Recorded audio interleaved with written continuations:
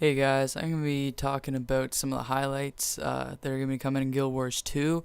There's a lot of videos about this, like videos by ANET, but I'm just going to quickly just talk briefly and wrap up so you don't have to go through 1,000 videos just to get all this information. Firstly, yes, there are races. Unlike in Guild Wars 1, there are human, Char, Norn, Ashura, and Sylvani. Sylvani? I don't know if I'm saying that right.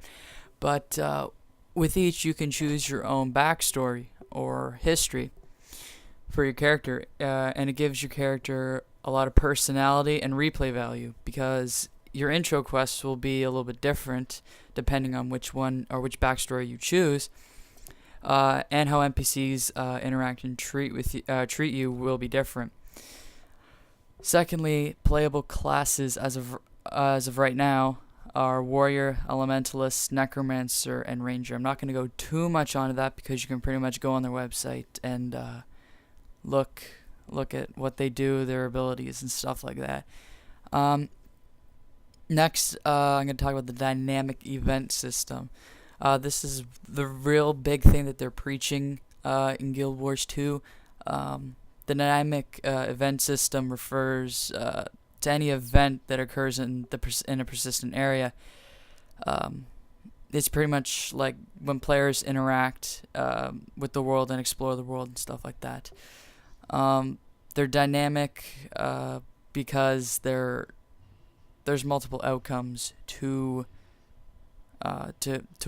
what you complete.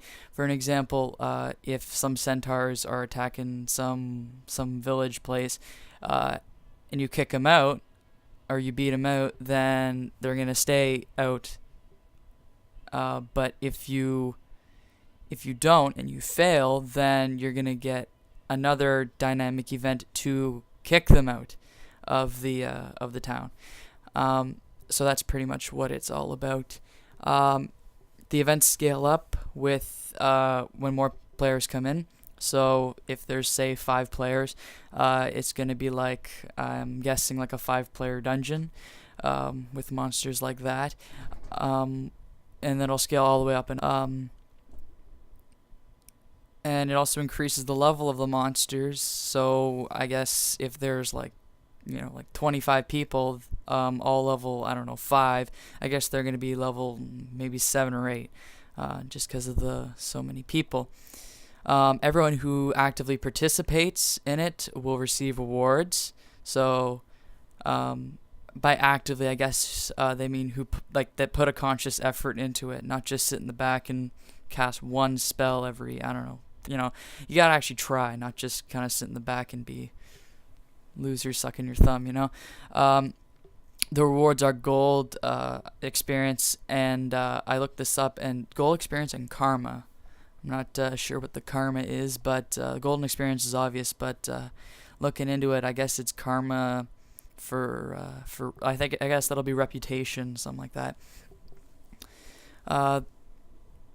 A really cool thing, I think, for people who are going to be getting to the higher levels, because let's face it, you are.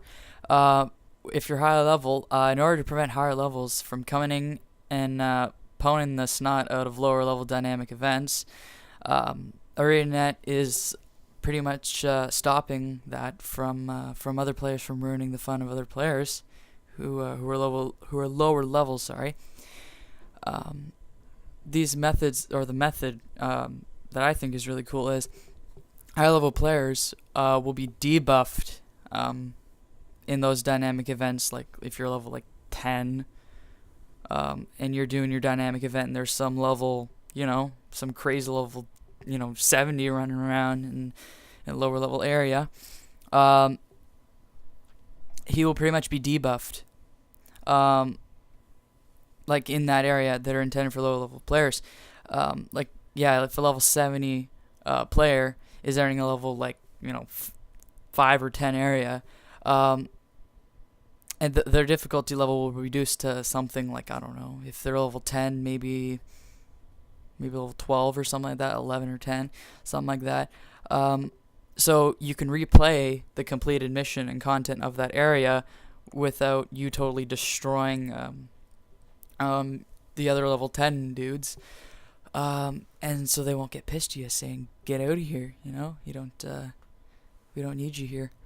Uh, and a little bit about the skills and the hotbar and stuff like that. Um, it pretty much goes by, like, let's say you have your award and you got your axe or whatever.